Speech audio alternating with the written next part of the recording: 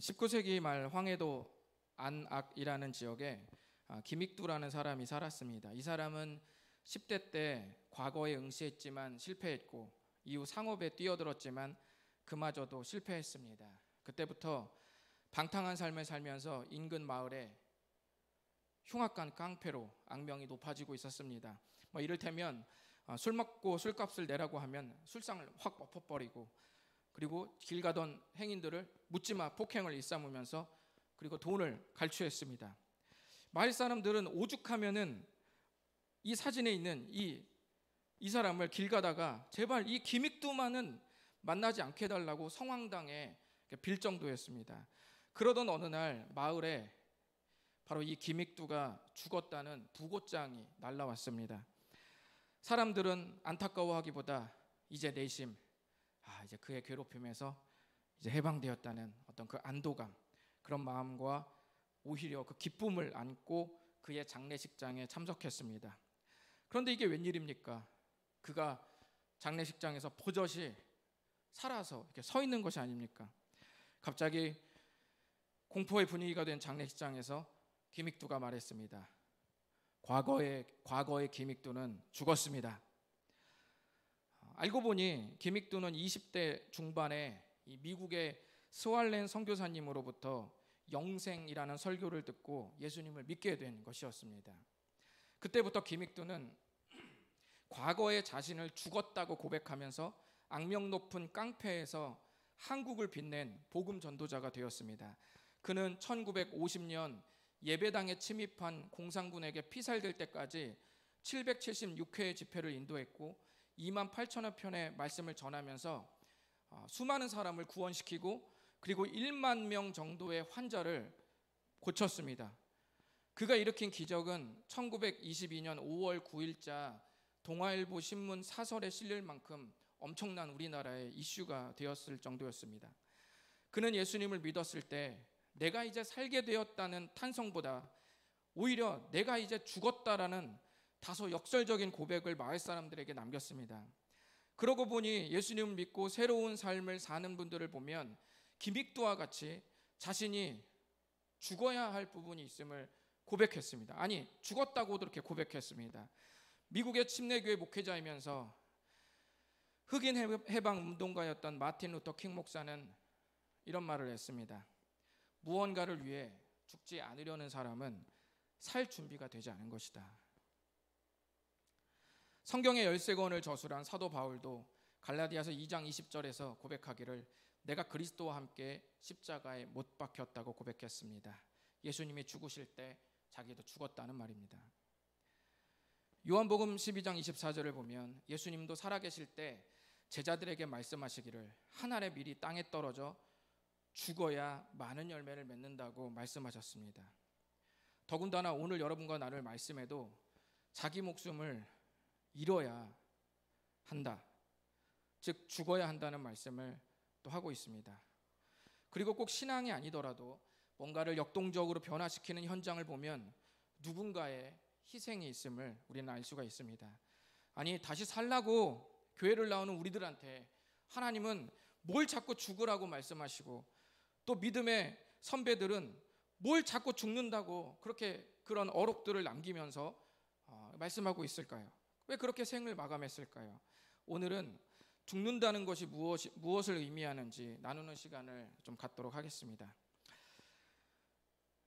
자, 그렇다면 성경에서 말하는 자기를 죽이라는 말은 무엇을 말할까요? 자기를 죽이라는 말은 자기를 부인하라는 뜻입니다. 자기를 죽이는 것이 실제로 자기 목숨을 끊으라는 말이 당연히 아니겠죠.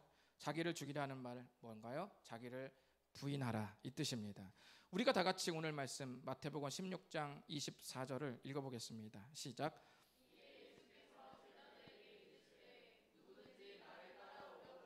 자기를 부인하고 자기 십자가를 지고 나를 따를 것이니라. 아멘. 누가복음에도 이와 거의 똑같은 말씀이 있는데 거기에는 날마다라는 말이 더 붙어 있습니다. 예수님이 살아계실 때 제자들에게 말씀하셨죠. 내가 십자가에 죽을 것이고 3일 만에 부활할 것이다. 이때 베드로는 제자들을 대표해서 예수님은 절대 그러시면 안 된다고, 당신은 절대로 죽으면 안 된다고 멱살을 잡으면서 강력하게 요청했습니다. 당신은 죽을 수 없다. 이것은 스승님이 죽지 않기를 바라는 진심도 그 안에는 있긴 있었습니다. 그러나 예수님은 오히려 베드로를 향해서 내가 너희들의 죄값을 대신해서 자신이 죽고 부활해야만 우리의 유일한 살 길이 열리기 때문에, 또 그것이 살 길이기 때문에 베드로를 향해서 너는 나를 넘어지게 하는 자로구나 라고 그렇게 경고하셨습니다. 그러면서 하신 말씀이 바로 이 말씀입니다. 제가 좀 풀이해드리면 이런 거죠. 절대로 죽으면 안 된다고 말했던 그 베드로를 향해서 예수님께서 말씀하시기를, 베드로 잘 들어. 그리고 남은 제자들 잘 들어. 그리고 앞으로 이후로 나를 믿으며 살아갈 하나님의 사람들 잘 들어. 나를 따른다는 것은 개인적인 각자의 사심과 욕심과 판단으로 나를 위하는 것이 아니라 내가 십자가를 지는 것처럼 너희들만의 십자가가 있는데 그것을 져야 해. 그 삶은 나를 스스로를 부인하는 것으로 실현되는 거야. 이렇게 주님이 말씀하신 겁니다. 이제 맥락을 좀 이해하시겠죠? 그러면 이 맥락 안에서 이제 우리가 좀 먼저 우리에게 좀 이 말씀을 생각하기보다는 그 순간 베드로의 상황에서 죽으면 안 된다고 예수님의 멱살을 잡았던 베드로의 그 개인적이고 주관적인 상황에서 이 말씀을 어떻게 베드로는 적용해야 했을까요? 그거를 좀 살펴보도록 하겠습니다. 죽지 않아야 된다고 멱살을 잡았던 베드로의 생각이 뭐였냐면, 예수님이 죽지 않고 살아서 계속 가르치고 계속 기적을 일으키면서 영향력을 확대하는 것이었습니다. 영향력을 확대하면 예수님을 따르는 제자들도 영향력이 확대되는 것이죠. 그러면서 자신도 한 자리 차지하는 것이고 그것이 곧 자신이 사는 길이라고 그렇게 생각을 했던 거예요. 이게 베드로 마음속, 머릿속에 있던 생각입니다. 그런데 예수님은 그 베드로 머릿속에 생각 있던 것과는 정반대로 자기가 죽어야 한다고 말씀하셨고 그것이 오히려 네가 사는 길이라고 그렇게 말씀하십니다. 이제부터 베드로는 자기 생각과 예수님의 말씀이 이제 충돌하기 시작합니다. 자기를 부인하는 것은 무엇이냐면 이럴 때 자기의 생각을 거절하는 것입니다. 이때 주님이 나를 따르는 것은 자기 십자가를 지고 자기를 부인하는 거야 라는 말씀을 적용해 본다면, 자기를 부인한다는 말은 베드로에게 예수님이 살아서 혁명을 성공시키고 자기도 한 자리 차지하겠다는 그 생각을 거절하는 거예요. 그것이 바로 자기를 부인하는 것입니다. 자기를 부인한다는 말은 그 말의 원래 단어의 의미는 뭐냐면 자기를 모른다고 하다, 이런 뜻입니다. 그러니까 나의 생각과 예수님 생각이 같을 때도 있지만 다를 때 우리는 예수님을 어떻게 해요? 예수님의 생각을 모른다고 하잖아요. 모르는 것처럼 여기잖아요. 그런데 예수님은 반대로 그때는 너를 부인해라. 그러니까 너의 생각을 네가 스스로에게 모른다고 하라, 그렇게 말씀하신 겁니다. 그것이 바로 자기를 부인하라는 그 말씀이십니다. 오늘날도 우리가 신앙생활할 때 제일 많이 맞닥뜨리는 것이 내 생각과 주님의 생각이 충돌할 때입니다.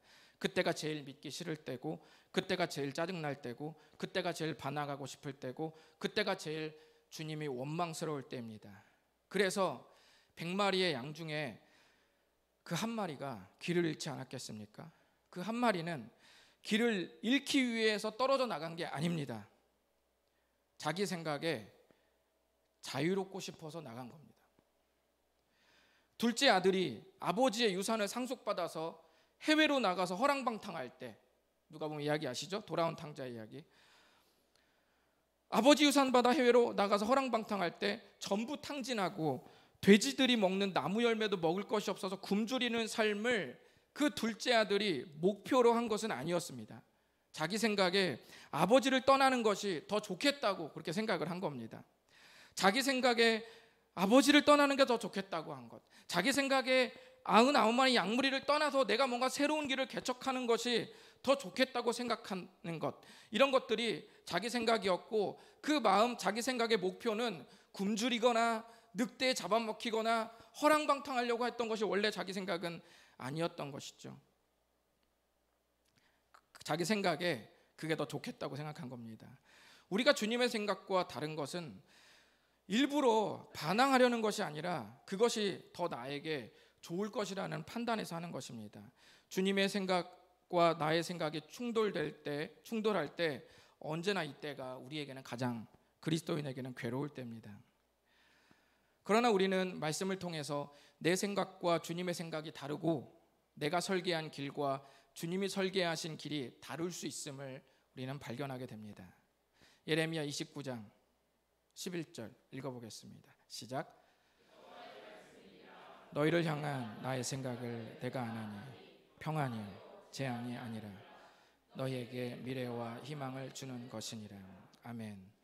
말씀을 통해서 알 수 있는 바와 같이 주님의 생각이 우리의 생각과 다르고 주님의 길이 우리의 길과 상이하게 괴리되고 다를 때가 있는데, 어쨌든 다르든지 같으든지 주님의 생각은 우리에게 평안을 주려는 것이고 우리에게 미래와 희망을 주려고 하는 것입니다. 나를 거절하든지 예수님을 거절하든지 둘 중 하나는 매일의 삶에서 찾아옵니다. 나를 모른다고 말하든지 예수님을 모른다고 말해야 된다라는 상황은 매일매일 찾아옵니다. 하나님은 우리가 살아가는 매일의 목표가 나를 거절하는 것이 되어야 한다고 말씀합니다. 누군가 예수님을 따르는 것이 무엇이냐고 묻는다면 저는 이 말씀을 방금 마태복음 16장 오늘 본문 말씀을 읽어주면서 이런 등식을 하나 말씀드리고 싶습니다. 마태복음 16장 24절 우리가 아까 읽었던 말씀을 이렇게 등식으로 따지면 이렇습니다. 예수님은 앞으로 주님을 믿을 우리 모든 사람들에게 말씀하시기를 자신을 따르는 삶은 날마다 자기 십자가를 지는 삶이고 그 삶이란 자기를 부인하는 삶으로 실현된다. 구체적으로 적용이 된다라고 이렇게 말씀하신 것입니다. 베드로는 아주 뜨겁고 즉시로 행동하는 열정적인 사람이었지만 자기를 부인하는 것으로 더 빚어져야 했습니다.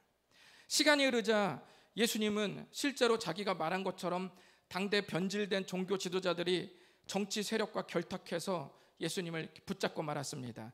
그리고 이제는 그 다음 날이면 십자가에 처형당할 위험에 처해지게 되었습니다. 우리는 알고 있죠. 예수님께 십자가에 죽으셨다는 사실을 이제 우리는 알고 있지만 그 당대는 그 다음 날이면 이제 예수님은 십자가에 처형당할 큰 위기를 맞이하게 된 것이죠. 죄 없는 한 분을 극형에 처하기 위해 종교 지도자들이 대제사장의 저택에서 예수님을 신문하고 있었습니다. 바로 그 장소에 도망쳤던 베드로가 은밀하게 그 광경을 훔쳐보면서 불을 쬐고 있었습니다. 그때 대제사장의 저택에서 일을 하는 한 종이 베드로를 금방 알아봤습니다. 그러면서 너도 나사렛 예수와 함께 있었다 이렇게 말을 하는 것이죠.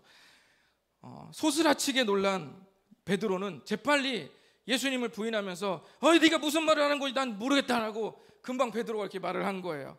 그러나 그 여종은 거기서 끝내지 않고 불을 쬐던 다른 사람들을 막 이렇게 주목시키더니 여러분 이 사람 베드로 맞죠? 라고 막 또 확인시키는 거예요. 그러니까 이제는 점점 다른 사람들도 베드로를 막 알아보면서 너도 한때 예수라는 그 작자와 함께 혁명질하던 그놈이구만 이렇게 말하면서 막 그 베드로를 향해서 사람들이 이제 관심이 집중되기 시작한 거죠. 베드로는 두 번의 이 부인으로도 그 관심들을 끊어낼 수가 없었어요. 점점 자기에게 관심을 갖고 있다 이게 증명되기라도 하면 예수님께서 죽을 위기에 처한 것처럼 자기도 그렇게 잘못하면 그렇게 사형당할 수도 있는 어느 극한의 위기 속에서 베드로는 벌써 두 번이나 부인했는데 이걸로 사람의 관심을 끊지 못하니까 더 센 부인이 필요했어요. 그래서 마지막 세 번째는 한때 사랑하고 따르던 그 스승님을 향해 맹세까지 하면서 저주하면서 진짜로 너희들이 하는 말을 나는 잘 모르겠다. 내 말이 거짓말이라면 내 목숨을 걸어도 좋다. 이렇게 뭔가 진짜 진실을 말하는 것처럼 아주 끝장을 봤습니다. 그 순간 그렇게 세 번째 맹세하고 저주하면서 모른다고 말하는 그 순간 갑자기 뇌리에 뭔가가 섬광처럼 지나갔습니다. 그것은 무엇이냐면 이 일이 있기 몇 시간 전에, 불과 몇 시간 전에 예수님은 베드로에게 네가 나를 부인할 것이다. 그런데 그때는 닭이 2번 울 때쯤 네가 나를 3번 부인하게 될 것이라고 이렇게 말했습니다. 그러나 베드로는 당차게 그 말을 잘라내면서 아니요, 스승님이 틀릴 거예요. 내가 죽더라도 주님을 부인할 일은 없을 것입니다. 당찬 목소리에 제자들도 허겁지겁 거품 물고 우리도 막 그럴 일 없다고 그렇게 말했습니다.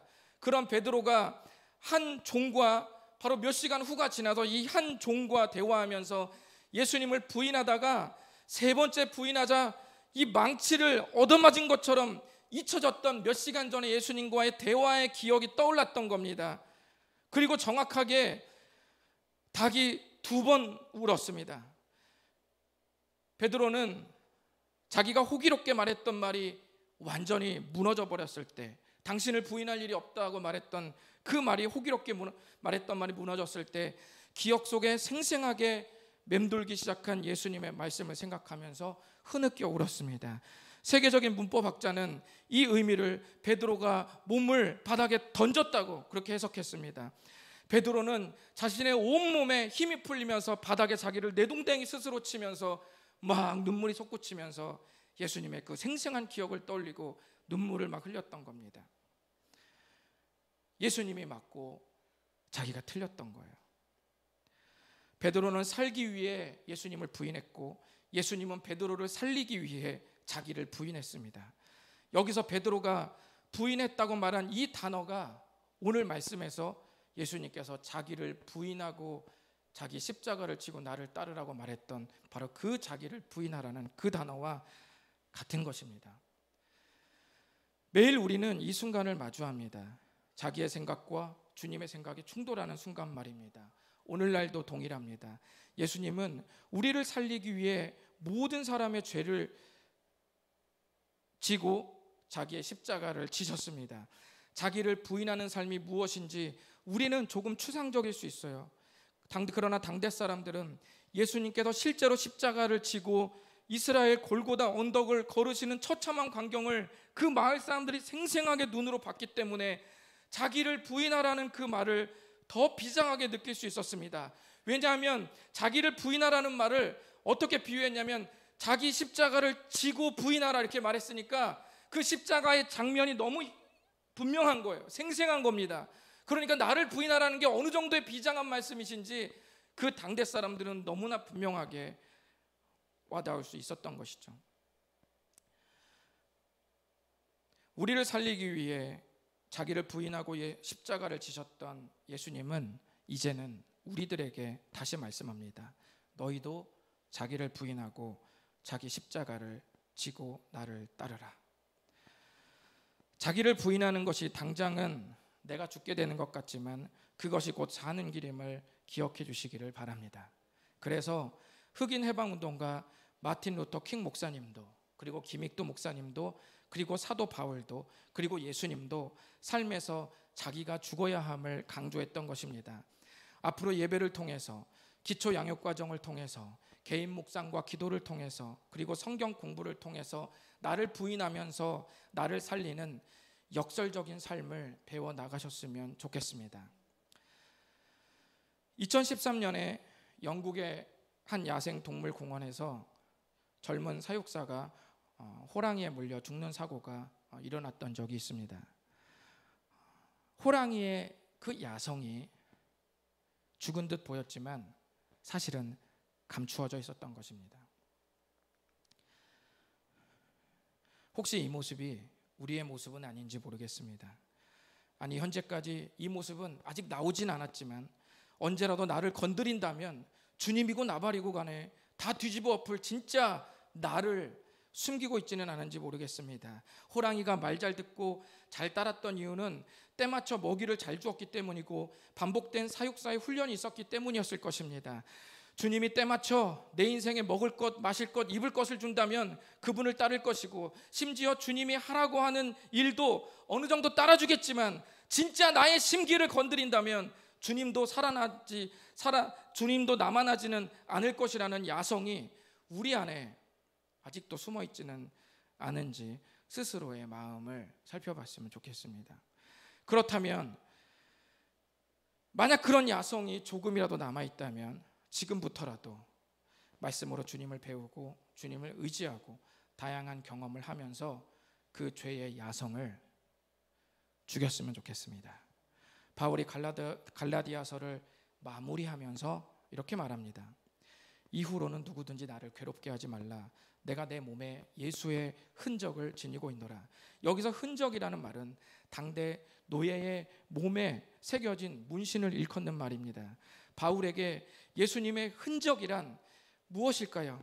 예수님을 위해서 살다가 죽을 위기에 처하면서 생겼던 수많은 온몸의 상처들입니다. 채찍과 창과 매맞은 피투성이의 흔적들, 그것들이 전부 바울에게는 예수의 흔적이라고 그렇게 말했습니다.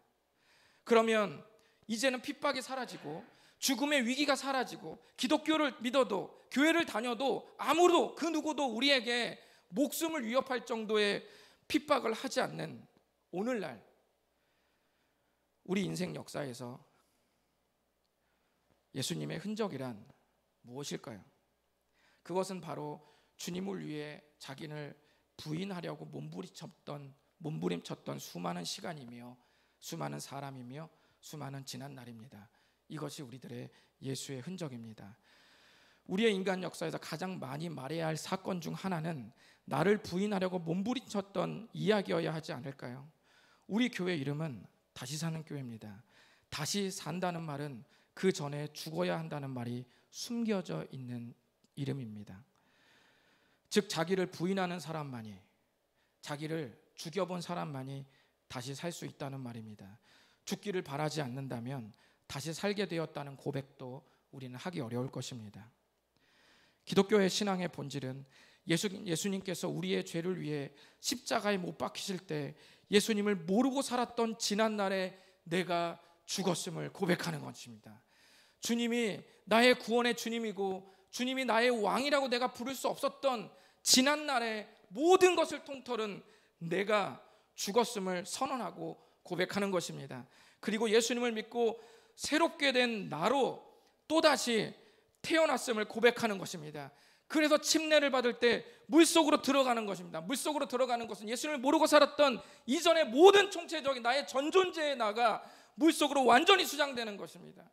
그리고 물 위로 올라올 때는 예수님의 거룩하신 피값으로 나의 문제가 해결되고 죄의 문제가 해결되고 고린도후서의 말씀처럼 완전히 새롭게 됐다고, 새로운 피조물이 되었음을 내가 영적으로 믿고 신뢰하며 이젠 주님을 나의 영원하신 주로 섬기며 살겠다고 다시 태어나면서 고백했던 그 나가 바로 물 밖으로 다시 올라오는 것입니다. 그것이 바로 기독교의 본질입니다.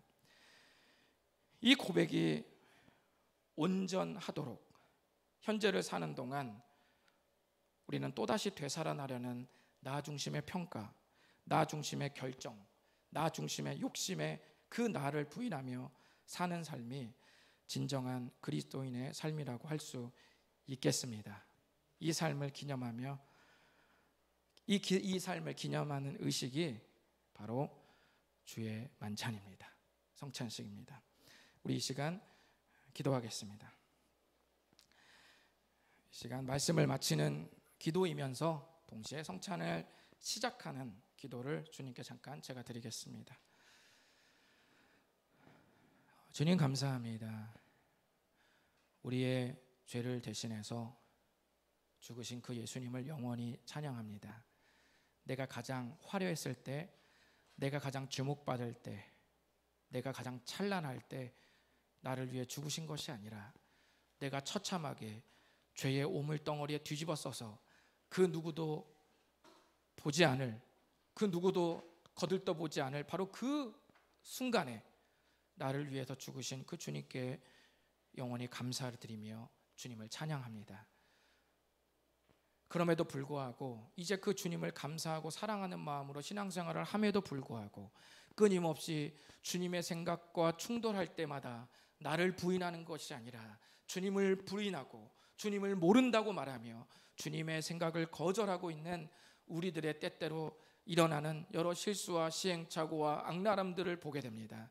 주님, 이러한 마음들이 오늘 이 예배를 통해서 헌신하는 기도를 통해서 또 성찬의 의식을 통해서 다시금 주 앞에 기도하며 헌신하는 귀한 시간이 되기를 바랍니다.